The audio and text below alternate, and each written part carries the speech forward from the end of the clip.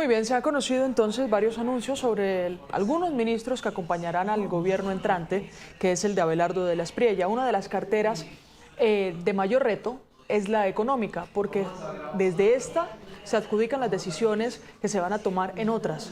Por ejemplo, en el sector energético, en el sector de la salud, en el sector de educación, especialmente también en lo que viene sucediendo con la presión fiscal y, claro, la deuda que hoy tiene Colombia, que abarca un gran porcentaje de los ingresos que tiene. Cómo generar un mayor crecimiento económico, que es una de las promesas de Abelardo de la Espriella, una de las promesas con las que también se hizo elegir con cerca de 13 millones de votos. Vamos a hablar sobre este tema y sobre los anuncios que se han hecho de las caras que van a representar al próximo gobierno con Mauricio Salazar. Él es director del Observatorio Fiscal de la Universidad Javeriana. Director, bienvenido. Luisa, muy buenas tardes para ti y para todos los que nos ven en este momento. Director, si mal no recuerdo, son 2 o 3 los documentos que ustedes han expedido desde el observatorio sobre los grandes retos que tiene Colombia en materia económica. Esto incluye en tema fiscal, el tema de recaudo, la seguridad energética y la destinación de recursos para inversión o funcionamiento, es decir, los temas presupuestales. ¿Usted cómo ve la imagen que hoy puede dar Miguel Gómez como anunciado ministro de Hacienda del próximo gobierno? Una de las carteras que debe entregar más confianza para inversión, desarrollo económico o crecimiento económico, inflación, entre otros. Luisa, pues digamos, parte de los análisis que hemos hecho nosotros y que se alinean, por ejemplo, con el CARF y otras, digamos, entidades que siguen todo esto, digamos, fiscal y presupuestal, lo que se ve es que Colombia es el único país que ha venido aumentando el déficit después de pandemia. En pandemia todos nos endeudamos, todos aumentamos el déficit y sin embargo cerramos 2025 siendo el único que el déficit primario estuvo en niveles de 3,5% del PIB en negativo. Los demás países, de hecho, están cerca del cero o a lo sumo -1% en este número. Luego, cuando usted toma los intereses, digamos que Colombia, pues obviamente le crece bastante la cifra y eventualmente todo lo que se venía diciendo es Colombia tiene que hacer un ajuste fiscal. Nosotros necesitamos sí o sí o incrementar los ingresos o reducir el gasto público. A este nivel, digamos que cuando realizábamos el plan de gobierno de Abelardo Laspirella, justo parte de lo que se habla, y nuevamente esto va alineado con otras personas, y es este nivel de déficit no es sostenible. Entonces, en este orden de ideas, los anuncios, digamos, del nuevo ministro van de alguna forma en la dirección correcta. Sin embargo, lo que causa incertidumbre es si los montos de los que están hablando son factibles y viables políticamente y legalmente, que digamos es la parte que habrá que ver cuando lleguen, que ojalá tengan un equipo que los asesore de la mejor forma posible, porque sí es cierto que si no se controla ese nivel, digamos, de déficit, Colombia va camino hacia una insostenibilidad fiscal. Claro, ¿y qué imagen da el nuevo ministro a ese electorado, los 13 millones de personas que votaron por Abelardo de la Espriella? Pues lo que uno ve y de acuerdo a lo que nosotros hicimos analizando los programas de gobierno es, pues los anuncios son coherentes con la parte que nosotros analizamos, que es lo fiscal y presupuestal. Digamos que en el plan de gobierno se hablaba justo de reducciones del Estado y a ese nivel está cumpliendo, digamos, con esa parte. Ahora, lo otro que es verdad, uno no gobierna solo para quienes votaron por uno, no, uno gobierna para todo el país. Y lo que el país necesita es que el gobierno fiscalmente se comporte bien para que luego todas las tasas de interés y todo, digamos, empiecen a bajar. Los mercados, como han visto, digamos, este momento, lo que uno ve es que la tasa de test, digamos, se ha reducido. Los gobiernos, los mercados, perdón, han visto los anuncios del nuevo gabinete, del nuevo ministro de Hacienda y del nuevo presidente como en la dirección de van a poder reducir el nivel de déficit o lo han anunciado. Y digamos que eso se ve reflejado en esa reducción de la tasa de test. Recordemos que esa es la colocación a la cual el gobierno emite deuda pública, pero la credibilidad de esa reducción pues va a depender si efectivamente cuando sean gobierno logran pasar las reformas necesarias en el Congreso que sean necesarias para la cantidad de monto de reducción de gasto que han prometido. Claro, ¿y qué se debe priorizar o cómo hacerlo, director? ¿Reducir el gasto público o atinarle al crecimiento económico?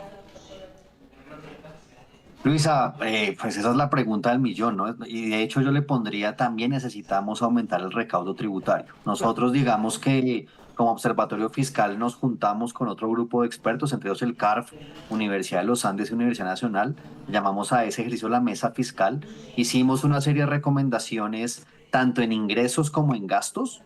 Y entonces acá la otra pregunta es, claro, usted puede ser que no reduzca el nivel de gastos si usted aumenta el nivel de ingresos tributarios, ¿no? Entonces, acá hay una deuda y conversación pendiente como país. Digamos que en su momento se anunció que se iba a ampliar la planta de la DIAN y tenemos una DIAN con más personas y que no recauda. A ese nivel, digamos que todos los planes de gobierno de los tres punteros en su momento le apuntaban a que la DIAN recaudara más. Entonces yo diría, hay que meter también en la ecuación el tema, digamos, tributario, bien sea una reforma tributaria que tenga algunos cambios o bien sea que la DIAN con la gente que ya tiene sea más eficiente. Entonces yo le metería, claro, usted tiene que apuntarle a mayores ingresos tributarios, limitar el gasto tributario en la medida que se pueda, porque recordemos que hay un montón de limitaciones legales. Entonces, ese es el punto que yo menciono, que la incertidumbre es que pueden pasar por el Congreso y que no, o que pueden demostrar, por ejemplo, en el sector salud, que si es que existe gasto ineficiente, que le muestren al país, oiga, acá tenemos 3 billones ineficientes, los vamos a recortar. Pero si no muestran eso, no es factible reducirlo. Y por supuesto, crecimiento económico, digamos, parte de la comparación que nosotros hemos hecho con otros países, usted encuentra, nosotros hemos hecho comparación con Brasil, Perú y Chile, y lo que uno ve es que Brasil, que es el país que fiscalmente más de endeudado ha estado, que tiene altos déficits, que paga altos intereses, desde 2013 hasta la fecha, es el país que menos creció. Entonces, acá hay una relación, por supuesto, muy estrecha entre si usted logra de alguna forma controlar, digamos, al gobierno para que crezca en un tamaño sensato y no tenga un alto déficit, la economía luego se ajusta y crece. Entonces, es ese juego de las tres variables de gasto público, ingreso y crecimiento económico es lo que tienen que afinar acá como una orquesta que ojalá funcione perfectamente y pues digamos que lograr los objetivos va a depender que utilicen, digamos, este viento inicial que tiene todo gobierno entrante para hacer las reformas necesarias, para que sean creíbles y para que todos como sociedad entendamos hacia dónde quieren dirigir las cosas. Pero ¿qué tanto se puede cambiar de manera inmediata, Mauricio, en un gobierno que es completamente distinto al que sale y que tiene unas políticas nuevas por tomar en materia económica? Es decir, por ese nuevo gobierno por el que votaron, ¿qué tanto se puede ver en lo inmediato en decisiones económicas? Claro, lo inmediato, inmediato en dado caso, si usted me lo pone así, lo inmediato, en términos presupuestales, digamos, pueden jugar con la parte flexible, que es una parte muy pequeña del presupuesto.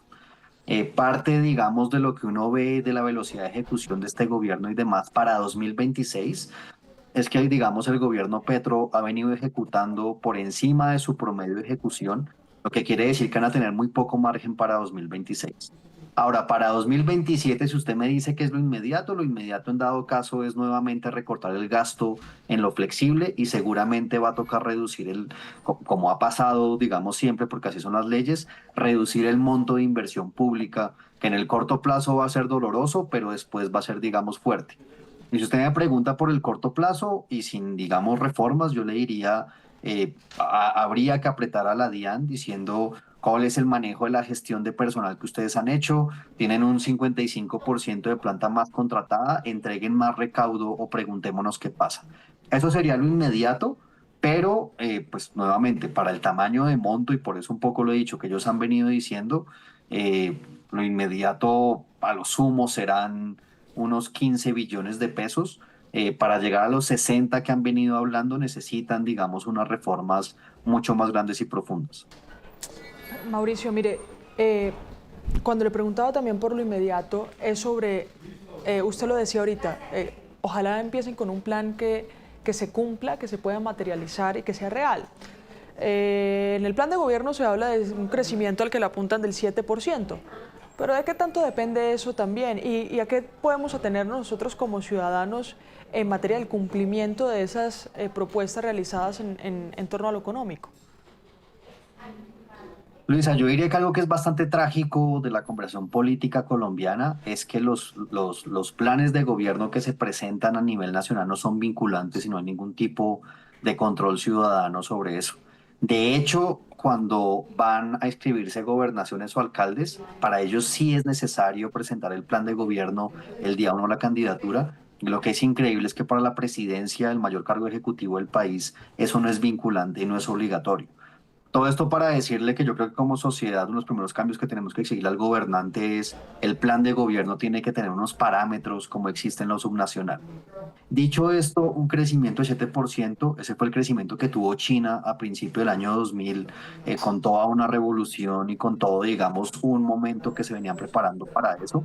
7% se ve como un crecimiento bastante real y digamos que se logre en tan poco tiempo y con el estrechez de caja que tenga. Ahora, como no es vinculante el plan de gobierno de ninguna forma, pues seguramente, pues eso básicamente es una promesa de campaña de tantas que se hacen en Colombia que desafortunadamente nadie las sigue y como sociedad no le exigimos a los gobernantes que eventualmente rindan sobre lo que prometieron. Entonces el 7% se ve pues bastante inalcanzable dado el lugar en el que Colombia está, dado donde está América Latina. Digamos que también lastimosamente el mundo hoy en día enfrenta que políticamente de repente Ecuador pelea con Colombia y tenemos pelea arancelaria. En fin, ¿no? Estamos en un mundo con más incertidumbre y pues 7% se ve bastante complejo. Dado eso, digamos, yo le diría, pues es simplemente una letra pues en un documento que lastimosamente casi nadie lee. Y yo creo que ojalá como sociedad reflexionemos sobre eso, ¿no? Porque tenemos que pedirle a los políticos que hagan cosas creíbles, pero hoy en día no le exigimos esto bajo la ley. Por último, yo ahorita le pregunté sobre lo que hay que hacer en lo inmediato, pero ¿qué se va a sentir en lo inmediato en materia económica? Luisa, en lo inmediato hay incertidumbre sobre el nivel de déficit que termine 2026. Digamos que a este nivel, justo hace 15 días más o menos, tuvimos la presentación del marco fiscal de mediano plazo por parte del gobierno saliente. Presenta un nivel de déficit absolutamente optimista que de alguna forma yo le diría en lo inmediato, creo que el gobierno que llegue se va a dar cuenta que ese déficit no se va a cumplir y en términos de las cuentas fiscales y presupuestales, eso nos devuelve a 2024, en el que el país tenía una meta, digamos, muy optimista. Como le mencionaba, ya hay una reducción en la tasa de interés de colocación de TES. Eso quiere decir que los mercados han visto este nuevo gobierno de forma optimista, pero probablemente cuando se dé esa noticia de mayor déficit se nos devuelva la tasa de interés y todo va a depender, digamos, de qué pase. Entonces, en lo inmediato yo diría que parte de la discusión va a ser sobre el nivel de déficit que realmente tengamos en 2026. Sobre lo inmediato, digamos, veremos cómo el nuevo gobierno tiene margen de maniobra para manejar el presupuesto del 26 y en la conversación, algo que también es muy raro en Colombia, es que fíjese que el presupuesto general de la nación se debe presentar el 20 de julio. Eso quiere decir que ese presupuesto lo presenta el gobierno Petro. Ese es el presupuesto para 2027. Entonces, cuando llegue en el 7 de agosto el nuevo gobierno, tal cual le pasó a Petro hace 4 años y a Duque hace 8, ellos están trabajando con un presupuesto para el siguiente año que presentó el gobierno saliente. Entonces, en lo inmediato vamos a tener, diría yo, una conversación presupuestal y fiscal muy compleja y que depende cómo se lleve, pues los mercados van a ver eso con nerviosismo. Si el nuevo gobierno empieza diciendo, no sé, me dejaron la olla raspada y el déficit va a ser mayor, probablemente la confianza por fuera empiece a decir como, bueno, yo como que le creí, pero entonces no tanto. Entonces, creo que los ojos tienen que estar en esa conversación presupuestal que se va a dar desde el día uno del nuevo gobierno y pues ojalá se maneje con la mayor responsabilidad posible. Pues Mauricio, muchas gracias por su tiempo.